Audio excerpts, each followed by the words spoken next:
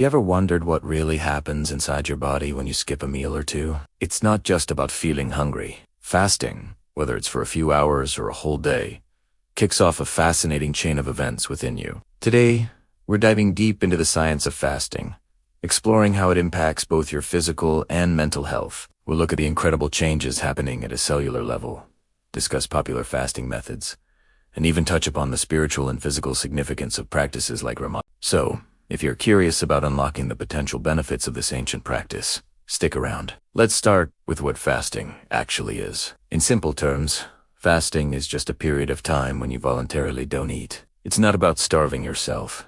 It's about giving your digestive system a well-deserved break. Humans have fasted for thousands of years, for religious, spiritual, and health reasons. And now, modern science is starting to catch up, revealing just how beneficial this practice can be for our bodies and minds. From improving brain function to helping with weight management, the perks are pretty impressive. It's like hitting a reset button for your entire system, allowing your body to repair and rejuvenate itself.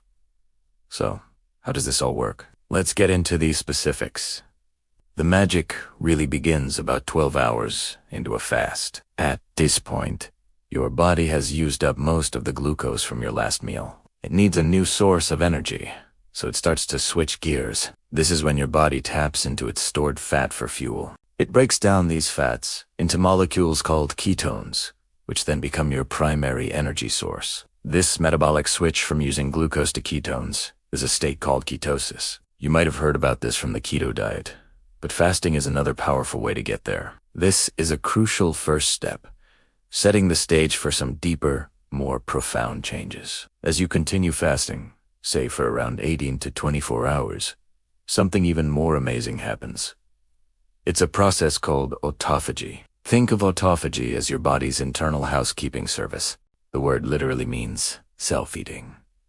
And that's pretty much what your cells do. They start to clean out old, damaged proteins and other cellular junk that can accumulate and cause problems. By getting rid of this waste, your cells can function more efficiently. This cellular spring cleaning is linked to a whole host of benefits, including a reduced risk of various diseases and potentially even a longer, healthier life. It's one of the most powerful reasons why intermittent fasting has become so popular. Your body is literally repairing itself from the inside out.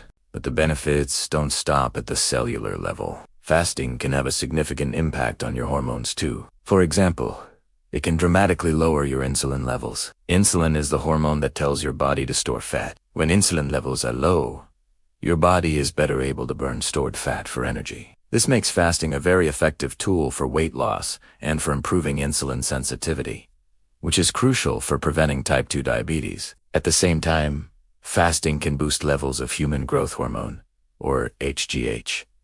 This hormone is important for growth, metabolism, and muscle strength. So, while you're not eating, your body is actually creating an environment that favors fat burning and muscle preservation. Now, let's talk about the brain. You might think that not eating would make you feel foggy and unfocused, but for many people, the opposite is true. When your body is running on ketones instead of glucose, it can actually be very beneficial for your brain. Ketones are a super efficient fuel source for your brain cells. Many people report feeling a sense of mental clarity and improved focus during a fast. Autophagy fasting has been shown to increase the production of a protein called brain-derived neurotrophic factor, or BDNF.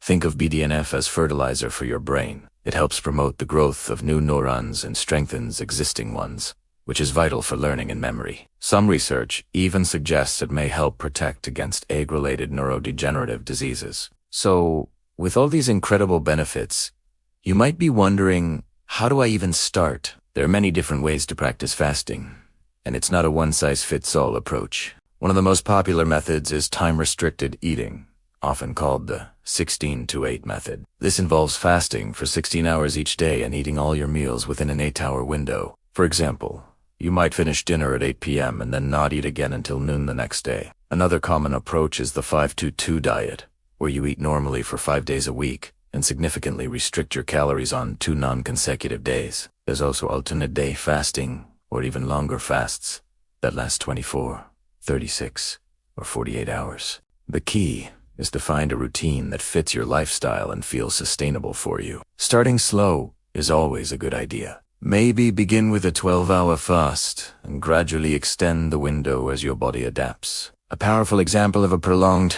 structured fast is the month of Ramadan, observed by Muslims worldwide. During Ramadan, individuals abstain from all food and drink from dawn until sunset. This daily fast is not just about physical health. It's a deeply spiritual practice focused on self-discipline, empathy, and connection with a higher power. From a physical standpoint, the daily cycle of fasting and refeeding can trigger many of the benefits we've discussed, like improved insulin sensitivity and cellular repair. Spiritually, it's a time for reflection, prayer, and strengthening community bonds. It demonstrates how fasting can be a holistic practice that nourishes not just the body, but also the mind and soul, reinforcing patience and gratitude. Of course, fasting isn't without its challenges, especially when you're just starting out. The most common side effect is hunger, which is pretty much a given. You might also experience headaches, dizziness, or irritability as your body adjusts. This is often due to dehydration and electrolyte imbalances. That's why it's incredibly important to drink plenty of water during your fasting periods. You can also have black coffee,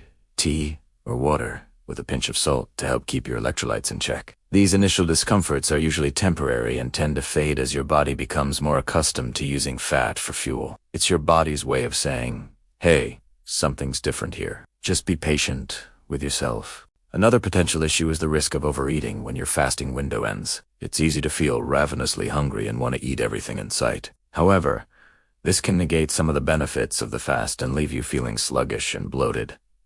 The key is to break your fast gently. Start with a small, nutrient-dense meal that's easy to digest. Think about a small portion of protein, healthy fats, and vegetables, a handful of nuts, a small bowl of soup, or some scrambled eggs are great options. This helps to ease your digestive system back into action without overwhelming it. Remember, the goal is to nourish your body, not to punish it. It's about creating a healthy, sustainable relationship with food. It's also crucial to remember that fasting isn't for everyone. If you have a history of eating disorders, are pregnant or breastfeeding, or have certain medical conditions like type 1 diabetes, you should definitely talk to a doctor before you even consider trying it. Your health and safety should always come first. Even if you are generally healthy, listening to your body is paramount. If you're feeling extremely unwell, dizzy, or weak, it might be a sign to break your fast.